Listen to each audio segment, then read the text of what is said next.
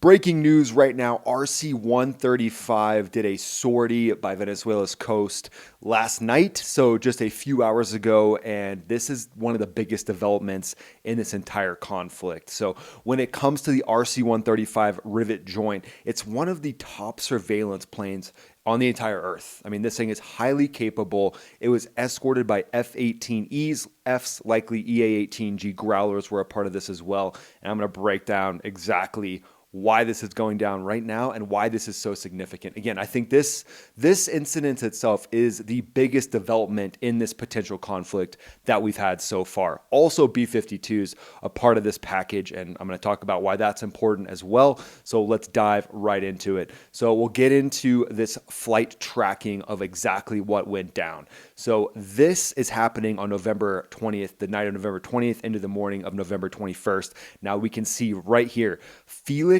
11. So Felix 11, Boeing FA-18E, Super Hornet, and likely a package, because this is what's showing up on flight radar. But I definitely believe that this was not operating as a singleton. When it comes to fighter aviation, you're never operating as a single aircraft. You've got a package with you. You need mutual support, especially when you're going up against an adversary that has Su-30s, F-16s, MiG-29s. The option for you to basically run out of missiles, let's say Venezuela is able to launch 10 aircraft. You don't want to just have one single F-18 up there. So I'm going to talk to you about why this is such an important part of this whole situation. And the reason why is because it's a strike package and it is a testing of the Venezuelan air defenses. Now, when it comes to any type of conflict, you got to test and you got to know what's being sent up against you. So again, Felix 11, FA-18E, and then over here, just this little guy over here. Don't mind this little guy. So not technically near the very hot spots of Venezuela, but the reach of this thing is incredible. And I want to do a quick breakdown of that RC-135, which we'll get to that here in a second. But this is a breaking development, guys, knowing that we've got this strike package up there and ready to operate. I mean, it's just huge. So when we look at exactly what's going on with this whole situation, you can look and see Felix 11, about 25,000 feet, operating right there off the coast of Venezuela, and they are going to be doing testing with the different air defenses. So when it comes to the F-18, the EA-18G Growler, you're going to be testing the air defenses to see what kind of radars are turning on to spot you. So it's kind of like you're baiting the enemy, saying, hey, yeah, let's see what you can actually send up against us. And then Albus 69 or 39 over here, 6'9", that was a Freudian slip. That is testing as well and seeing what kind of radars are turning on anywhere near the coast, and mainly Caracas, because Maduro, the president of Venezuela, is definitely concerned with preserving his regime. That's kind of the number one thing that Maduro wants to preserve. So likely the radars that the Albus 39 is spotting are going to turn on and boop, look over here at this fighter to see what they're doing. And that's just a huge development, something that is basically key when you're going to establish air superiority. You need to know what radars are going to turn on. And quickly jumping over here, I want to show you this diagram from the BBC. So this is actually a tanker taking off out of the Tyndall area, somewhere around Tyndall Air Force Base in Florida. They're going to fly south to support this strike package mission. And again, probably two tankers that are going to fly south last night, and then they're going to be here in an orbit in a safe zone by what looks to be probably the USS Ford. So they're going to be near the USS Ford, so they're protected by all the different SM-2s, the Tomahawks, all the different missiles that can take down any type of threats that are coming at it. Drones, Shawhead drones basically arriving in Venezuela. Hundreds of those daily, probably they're up to like multiple thousands of those that are actually in Venezuela now at this point. But this tanker is going to sit here and hover and be the airborne gas station, the airborne Texaco, and up there just waiting. Just don't think that this is a real gas station, but it's a gas station that has the ability to pass gas fast. It's not going to take a long time. They're going to quickly get gas out to these different assets like Felix 11, that's the F-18s, Albus 39, RC-135, and then just a little side note, we've got Timex 11, which is a B-52, which is also going to be off the coast. So when you think of the perfect strike package, you think of a massive cruise missile truck. So something with JSOWs, those joint standoff weapons, those are going to be going into the B-52, and those are going to go up against any type of air defenses right away. So this triple threat, I like to call this the triple threat because you've got the fighters, you've got the surveillance aircraft, again, the best surveillance aircraft in the world, in my opinion, and then you've got the bomb truck over here, the B-52s. So likely 2 B-52s, likely 1 RC-135, and likely 4 to 6 of the fighters over here doing their thing, and then Pyro 3-3 out there executing the job, and just kind of scanning, seeing what the potential strike package could be. There's a lot of assumptions here. Obviously, everybody's kind of assuming there's going to be B-1s involved. But again, looks like we've got some images here. This is great. So good images here of this actual strike package itself. Amazing. So I love having this real data, but this looks to me to be, this is the RC-135. This, that big nose has got some radar sensors, lots of different sensors underneath this thing. If you can see all the electronic, antennas underneath this RC-135 spy plane. It's loaded to the teeth with people that are intercepting messages. They're basically listening to Maduro talk to his mistress probably, and he's concerned. He doesn't want to lose his empire. He doesn't want to lose his kingdom. So these RC-135 operators are in there just listening to every peep coming out of there. And then you've got these excellent fighters up there just doing work. They've got bags on them, which are the tanks here. There's a couple AMRAAMs here, so 2 AMRAAMs, so probably 4 AMRAAMs, and then an AIM-9X is what I would expect as well. Maybe even 6 AMRAAMs apiece on these F-18s. Highly, highly capable jets. So really awesome for this photo to come out showing us all these different technologies and capabilities. I mean, real-time data, breaking data. And again, here's some more, let's see, showing us some of the launches. So this is a ground-launched F-18, so that would be flying out of potentially like Puerto Rico or somewhere like that if they were doing that. And then, yeah, these are just different assets. Ooh, the F-15E, I love that. Beautiful. And then just a quick breakdown. I'm gonna step through the F-18, and then we're gonna jump into the RC-135 as well, into that rivet joint. So you have come to the right place, my friend. But the F-18E, so let's talk about that one first. So this is what was up there, and this is going to be the call sign Felix 11. All right, so Felix 11, right down here, hovering off the coast, hovering, you know what I mean? Basically, combat air patrolling and seeing what's going to light them up. They're kind of the bait, but you're in the most maneuverable fighter, and that's what's asked of you a lot of times as a fighter pilot. Hey, we need to send something up there to see what sensors are going to turn on. Hey, Felix, grab your stuff. You're going up against this thing. Quick coffee break. So the E, why is the E significant versus the F? So the E, F-18E, that is the single seat air superiority fighter. Because again, if you've seen my previous videos, guys, establishing air superiority is the #1 priority when it comes to a conflict. And that's what you got to do right off the bat. And knowing that Venezuela has some things they can send up, you got to know how to take them down when they do inevitably launch these things. And again, the progressive steps that I'm seeing are leading towards some sort of a surgical campaign to take down Maduro. And I'm going to tell you why here in a second. I've got some breaking critical intel that's coming out of the Department of War that I want to share with you as well, that basically shows maybe some of the strategic plans of what we might see over the next couple weeks. I mean, it's a hotbed. It's turning into an insane hotbed. But the F-18E, very specifically designed for air-to-air. And when you look at these, no tanks. So ideally, you don't have tanks on because you don't want to be weighed down by those things, but they're easily punchable. You just punch them off, and there you go. Especially out over the ocean, you're not worried about them hitting anything. So that's why we saw in that other photo, likely these things had tanks on them so they can do those long swaths of combat air patrols. And then we've got AMRAAMs. We've got that beautiful AIM-120. This one's got some down here, kind of on the intake mounts, and down here as well. And then it looks to be an AIM-9X on the edge. And you want those AIM-9Xs on the very edge of the jet so that they have the most field of view. So when you're in a dogfight, you're in a close-in engagement, you want the most field of view. And there might be the chance that they have to do visual IDs when it comes to striking any aircraft.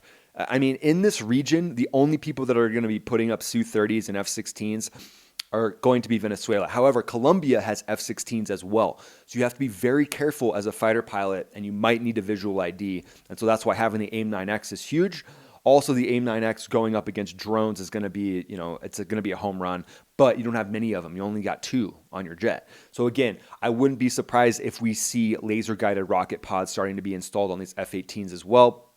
But just a quick breakdown of this thing. It entered the fleet in 1999, and it's been a workhorse. The E model extreme workhorse. The F model is the 2-seat variant, and that's more of the strike variant, which you'd be sending in to take down any, air-to-ground targets and basically follow on after the B-52 launches its massive salvo of standoff weapons. They're going to have a lot of weapons that can go in and strike, the presidential palace. They can strike the different air bases launching the Su-30s. So lots of different options here. But the EF, it's a Block 2 Super Hornet, and it's been basically the mainstay when it comes to technology. Blasting off the ship, having the most technology, the best avionics, even close to what the F-35 has as far as avionics. The radar in the F-35 is going to be more advanced, but this F-18 is nothing that should be discounted as well. And the way that they've adapted this thing, they've gone from the E, the F, the EA-18G, that electronic attack aircraft. So primary function is air superiority for the E model, and then multi-role for the F model, the 2-seater there. So tons of capability. It's 60 feet long. It's 44 feet wide. Its maximum takeoff weight, 66,000 pounds. The speed on this thing, guys, Mach 1.8. Mach 1.8. I mean, just driving that home. Ceiling is 50,000 feet plus. Combat range, 1,200 nautical miles. The distance it can go just from point to point is about 1,600 nautical miles. But when it's actually in a combat configuration and engagement zone, 1,200 nautical miles. And you've got those tankers back there by the USS Ford being protected by it. You're good to go. It's got a 20 millimeter cannon on it, AIM-9X Sidewinders, AIM-120 AMRAAMs, also the Harpoon, anti-ship missiles, Maverick missiles, the Joint Standoff Weapon, that's that cruise missile that we've talked about before, that can be carried by this thing as well. So again, highly capable aircraft and just awesome. Just so cool to see it up there doing its job. Those pilots are they've got to be so excited right now. And then just stepping through some more imagery. Yeah, a lot of more imagery of the RC-135. That's getting a lot of press right now. And again, when you look at basically the layout of everything, where this thing's going to be flying, it's showing the Felix. So that's going to be the F-18s. And yeah, there we go. So the breakdown of this thing is they're basically putting Felix over here on the northwest, and then you've got on the eastern side, you've got Albus 39. And speaking of Albus 39, that RC-135 Rivet Joint. So what's the big deal with the Rivet Joint, right? Why do we care? But if you look at this thing, if you look at the massive amount of sensors, see these cheek sensors? Likely these are massive AESA radars. They're intelligence gathering antennas. There are very highly classified sensitive systems that can collect what's called SIGINT, signals intelligence. And signals intelligence is kind of the name of the game. I mean, I would say it's probably one of the most important parts of this whole operation is knowing what you're going to be going up against. And they're just up there hoovering up as much information as possible. Venezuela is kind of helpless to this thing as well because the different bands it collects on, the way it collects, it's so sensitive, it's so highly classified. No one knows exactly how to get around this thing. And then you see all the different antennas on the bottom of this thing right here. That's also going to be taking in a lot of information from handheld radios, cell phones. There's no escaping this thing. That's kind of the best way for me to put it. The big picture with this thing, it is a high value asset, extremely high value asset. So it is interesting to me when you look at the layout, having the fighters way over here.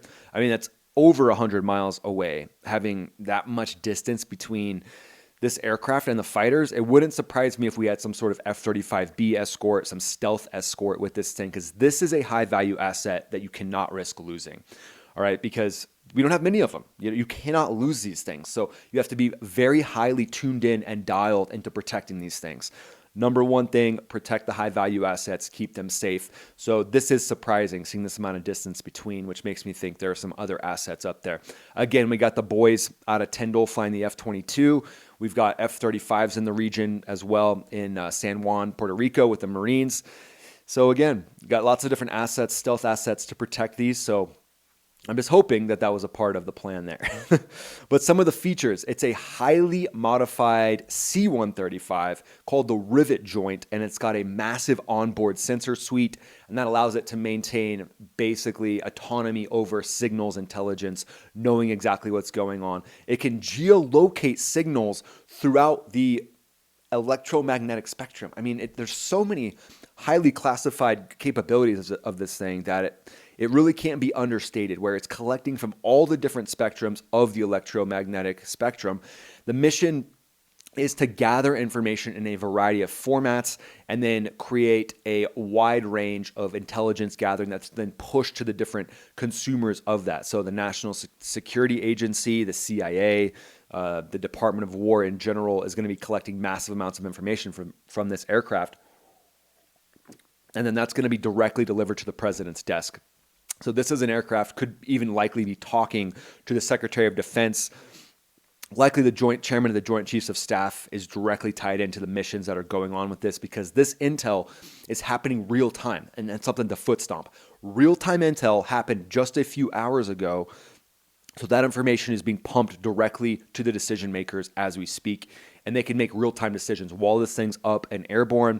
They can see the different threats that are turning on, the threats that are turning off, where Maduro is likely focused on protecting himself from, and it is seating 30 people inside this. So again, you've got all these signals, you got all these antennas to collect the information, and there's 30 intelligence analysts on this thing. So it's like you've got 30 spies, 30 spooks up there listening in to exactly what's going on, to know exactly what's happening. So there's the cockpit crew. You've got electronic warfare officers, so jamming anything, trying to kill it, trying to shoot it down. You've got intelligence operators, and then there's in-flight maintenance technicians for all the different systems. So very highly capable aircraft. I cannot stress that enough. And if you look at this thing, just look at the shape of that nose. So the different radars that are on this thing, it's different than the shape of any other aircraft that's out there. And that's due to the fact that you have to keep gathering that intelligence in a way that adapts to the threat, because the threat's going to continually be adapting as well. There's a nice side view of that RC-135 Rivet Joint. Super highly capable spook aircraft, highly classified aircraft. Not many people know much about this, but it's refuelable, so it has the ability to aerial refuel. So basically keep this thing airborne for, a day or plus at a time, probably even more. And it's done work in every major theater, and that's why I want to highlight this as well. Every major theater, guys, has gotten work done from this thing. So just some highlights that I want to share with you guys that's recently come up, and we can't understate kind of what we're going to see moving forward, because the potential of conflict has never been higher now, having the RC-135 in there scooping up all this information.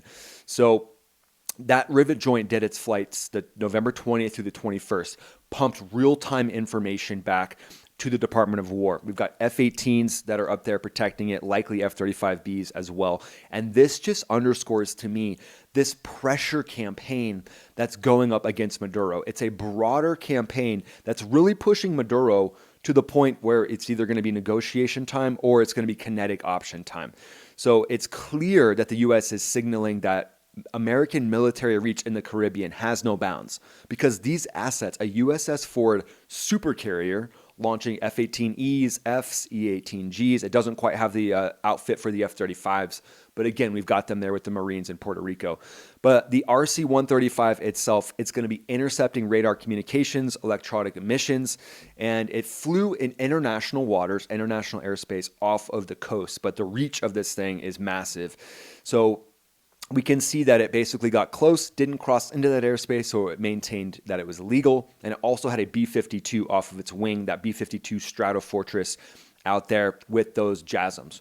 Those JASSMs are going to be those cruise missiles that are going to have the ability to stealthily sneak in and strike. So just a very highly capable strike package here. But what is the primary objective? So why is this going on? Well, really, it's to collect real-time data on the Venezuelan air defenses and their IADs, their integrated air defense systems, such as their Russian-supplied S-300s. If you've seen my previous videos, I've really harped on the S-300 because that's the most capable anti-aircraft, anti-ship, all the different anti-capabilities that they're trying to take down. It's the S-300, and that is a VM variant, the Victor Mike variant, which is a more updated variant that Russia has supplied to Venezuela. So the U.S. is basically going in and seeing, hey, how do these things react to our different forces going into the area? Very, very, very intelligent, very crucial intelligence that's being collected right now. So collect real-time data from the Venezuela integrated air defense systems. And then a senior defense official has claimed that this is normal operations for the USS Ford, but they emphasize that their dual role is testing the Venezuelan sensors and their responses. And then Secretary of War Pete Hegseth, he amplified this, and he basically said that the upcoming designation of Venezuela's Cartel de los Soles, a Maduro-linked drug network, as a foreign terrorist organization that's happening soon. It's happening here in the next few days. This will bring a whole bunch of new options to the United States, hinting at expanded sanctions, asset freezes, and possibly kinetic actions under that foreign terrorist organization. So again, things are going to step up, guys. I'm going to keep you posted as this develops. Again, I think this is the most breaking news that we've had so far. Things are heating up. So as we see that FTO designation happen, the Department of War, the gloves are off. And Maduro's shaking in his boots. Can guarantee that. Thanks so much for watching, guys. I really appreciate you being here. It means a lot having you guys follow this. If you would, go ahead and follow me on X. It's MaxABUSA. And then follow me on Instagram, Max Afterburner USA. And then watch these videos that pop up right here. When you watch those, it helps the channel grow exponentially. And I would greatly appreciate it. Thanks so much for being here. This is Ryan, also known as Max Afterburner, signing off.